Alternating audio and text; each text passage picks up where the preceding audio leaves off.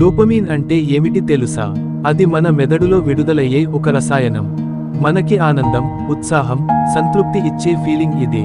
మనం ఓ రీల్ చూస్తే, ఓ మెసేజ్ వస్తే, ఓ లైక్ వస్తే, దాని వెనుక ఉన్నదే డోపమీన్. ఇప్పుడు మనం అదే కోసం పరుగు పెడుతున్నాం. ఫోన్ ఓపెన్ చేయడం, రాత్రంతా స్క్రోల్ చేయడం, ఒక చిన్న హిట్ కోసం ఒక్కసారైనా హ్యాపీ ఫీల్ అవ్వాలన్న ఆశతో.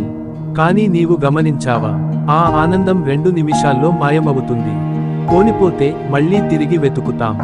ఇది మనల్ని బంధించేస్తుంది. కానీ దేవుడు అంటున్నాడు, విసిగినవారు, బరువెక్కినవారు నా దగ్గరకు రండి, నేను మీకు నెమ్మది ఇస్తాను. మత్తయి 11:28. డోపమీన్ నీ మెదడుని తాత్కాలికంగా మరిగించవచ్చు, కానీ దేవుడు నీ ఆత్మకి శాశ్వత విశ్రాంతిని ఇస్తాడు. అందులో తేడా ఉంది. నీకు డోపమీన్ కావాలా, లేదా నిజమైన నెమ్మది ఇచ్చే దేవుడు కావాలా? ఇంకా ఇలాంటి జీవిత మార్పు కలిగించే వాక్యాలు తెలుసుకోవాలంటే బైబిల్ వర్డ్స్ ఛానల్కి సబ్స్క్రైబ్ చేయండి.